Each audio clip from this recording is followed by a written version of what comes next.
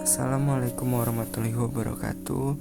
Perkenalkan, nama saya Andre Cahya Ramadan, kelas 2 SI P1, NPM 2011050011 dengan matkul SO atau Sistem Operasi. Saya di sini ingin mempresentasi tentang manajemen memori. Pengertian manajemen memori.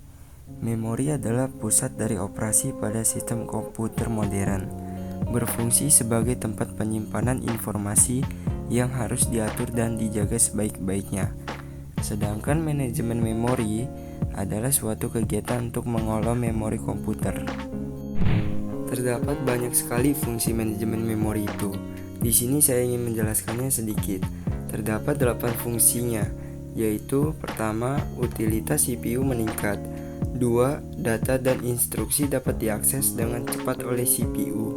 3. Tercapai efisiensi dalam pemakaian memori yang terbatas.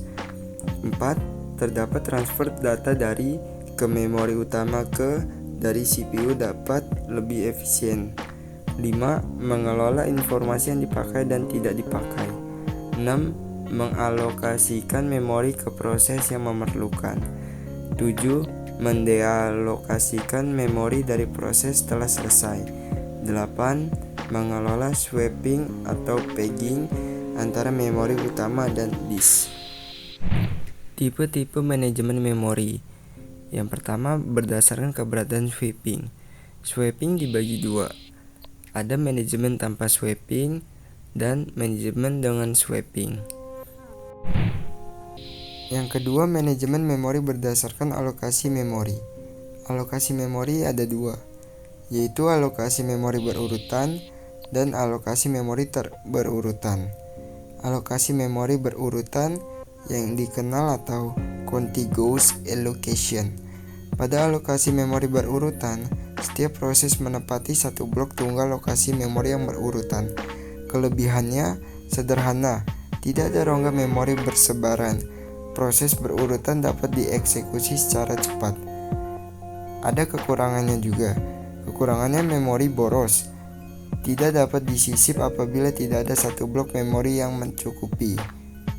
Dan yang kedua, alokasi memori tak berurutan atau yang dikenal dengan non-contiguous allocation. Program atau proses ditempatkan pada beberapa segmen berserakan. Tidak perlu saling berdekatan atau berurutan. Biasanya digunakan untuk lokasi memori maya sebagai lokasi pack. Kelebihannya, sistem dapat memanfaatkan memori utama secara lebih efisien, dan sistem operasi masih dapat menyisip proses bila jumlah lubang-lubang memori cukup untuk membuat proses yang akan dieksekusi. Dan kekurangannya memerlukan pengendalian yang lebih rumit, dan memori jadi banyak berserakan tidak terpakai. Terdapat dua manajemen memori. Yang pertama, manajemen memori statis, dan yang kedua, manajemen memori dinamis. Manajemen memori pemartisian statis, kondisi tanpa swapping. Yang pertama, monoprogramming, merupakan manajemen memori paling sederhana. Sistem komputer hanya mengizinkan satu program atau pemakai berjalan pada satu waktu. Semua sumber daya sepenuhnya dikuasai proses yang sedang berjalan. Yang kedua, multiprogramming dengan pemartisian statis.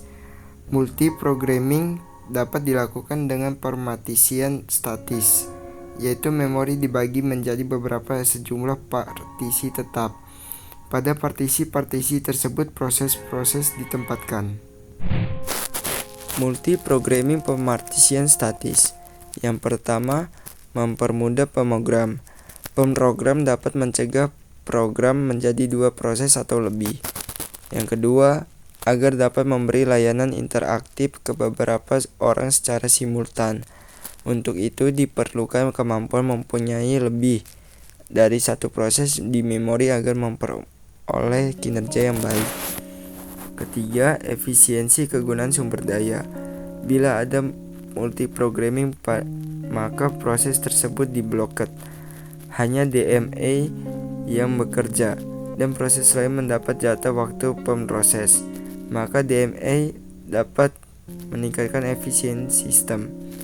Yang keempat, eksekusi lebih murah jika proses besar dipecah menjadi beberapa proses kecil. Yang kelima, dapat mengerjakan sejumlah job secara simultan. Dan yang terakhir, pemartisian statis berdasarkan ukuran. Partisinya terbagi dua. Yang pertama, pemartisian menjadi partisi berukuran sama. Ukuran semua partisi memori sama, yaitu beberapa proses yang ukurannya kurang atau sama dengan ukuran partisi dimasukkan ke sembarang partisi yang tersedia. Yang kedua, pemartisian menjadi partisi berukuran berbeda, yaitu ukuran semua partisi memori adalah berbeda.